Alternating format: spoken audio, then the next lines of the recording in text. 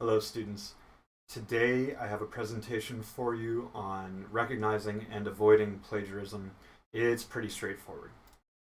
First off, plagiarism includes using another person's words or ideas as your own, or using another person's words or ideas without proper citation. Getting the citation perfect is not going to be super important while you're at Towson. Probably your professors will understand if you try to give proper citation, but if you get the citation really wrong, that could also count as plagiarism. Plagiarism also includes self-plagiarism, or using your previously published words or ideas as new work. So in the university setting, previously published means something that you turned in for another course or turned in even in high school, something like that. If you really want to do this, you should talk to your professor and find out if they will allow you to cite yourself. Citing yourself is something that you can do. Academics do it all the time. You should find out from your instructor, though, if it's going to be okay for that particular assignment. So there are some pretty straightforward ways to avoid plagiarism.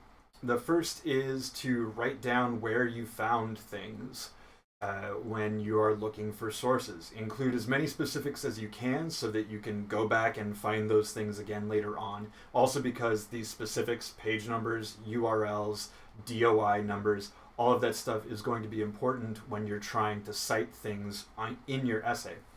And when you're including information from sources in your work, do that citation. If you write down where you found things and you properly cite things, you are going to have a much easier time avoiding plagiarism.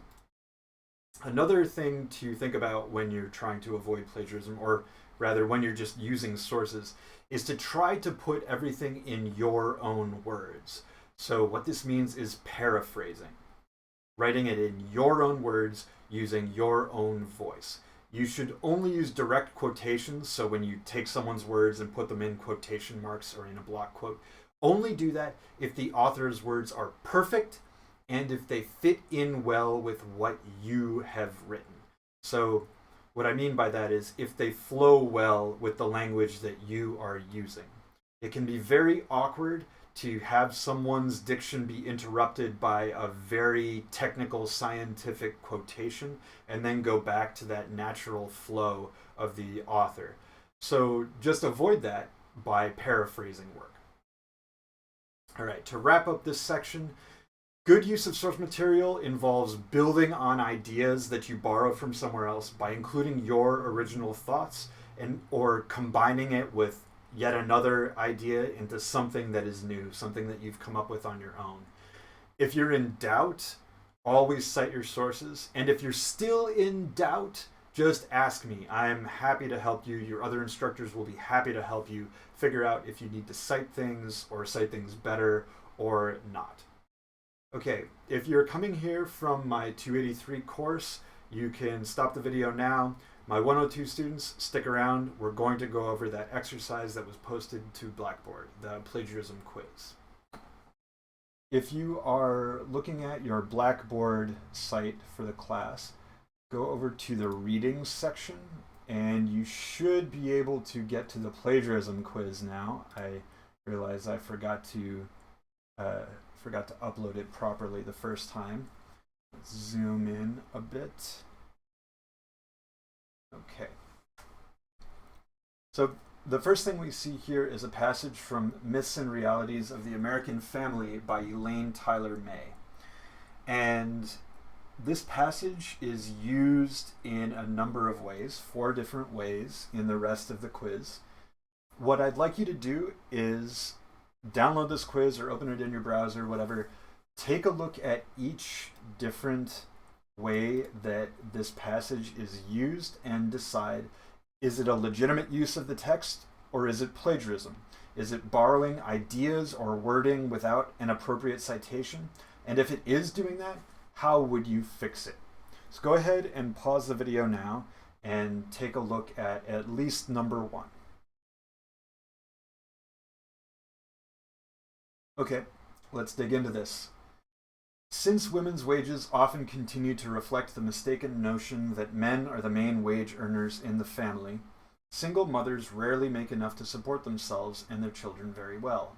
Also, because work is still based on the assumption that mothers stay home with children, facilities for child care remain woefully inadequate in the United States.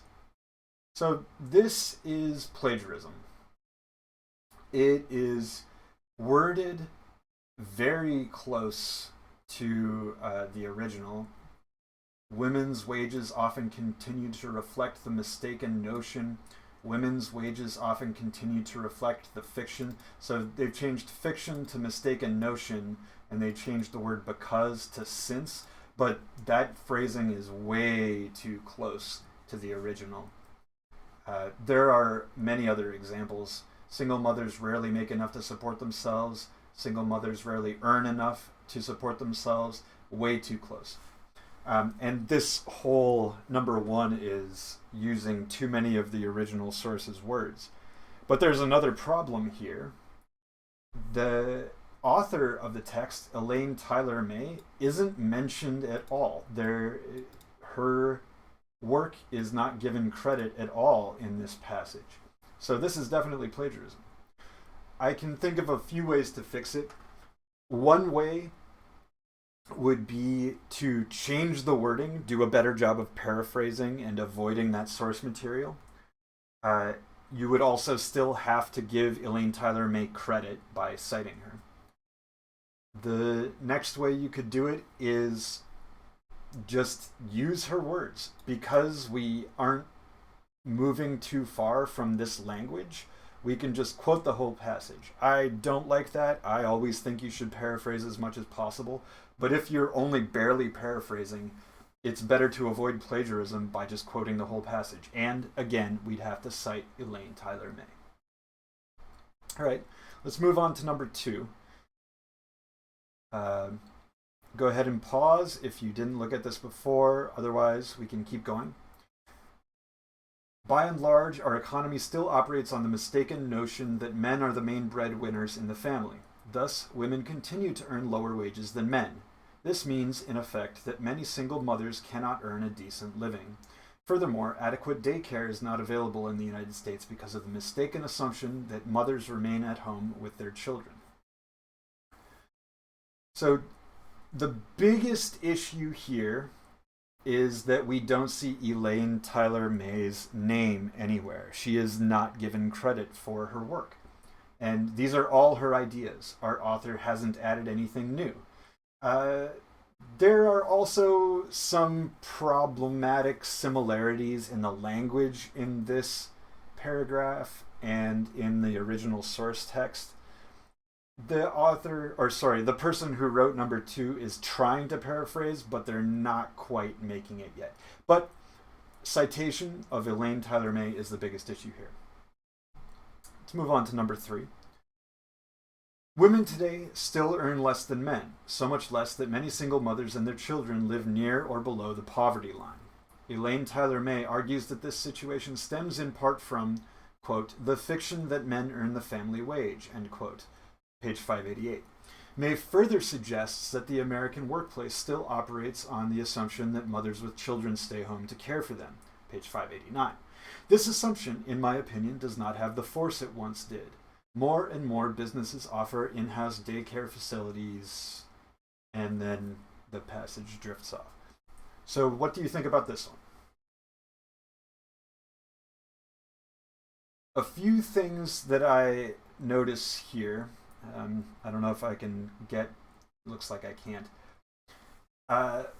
Our author of passage number 3 has used quotation marks to pull out the specific words that Elaine Tyler May uses when they want to use them.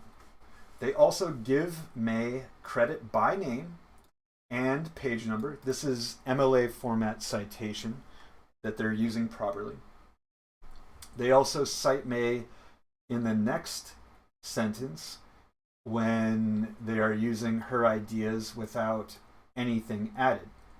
The first sentence is a fact.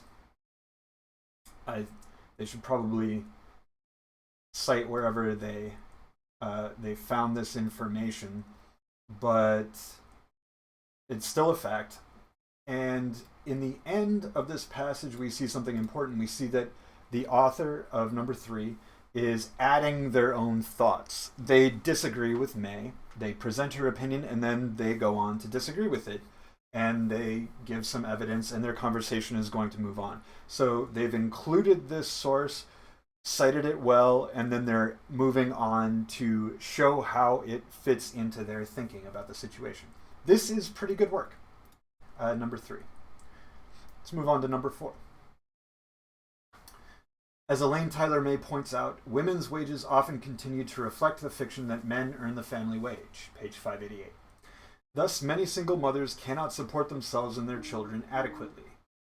Furthermore, since work is based on the assumption that mothers stay home with children, facilities for daycare in this country are still woefully inadequate, May 589.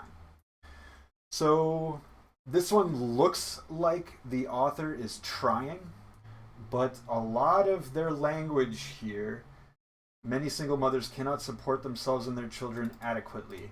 This is too close to the original. Work is based on the assumption that mothers stay home with children. This is far too close to the original. The paraphrasing isn't moving far enough. Even though Elaine Tyler May is named and given page number credit in both of these sentences, the wording that is not in quotation marks is not paraphrased well enough. It doesn't move far enough from the original.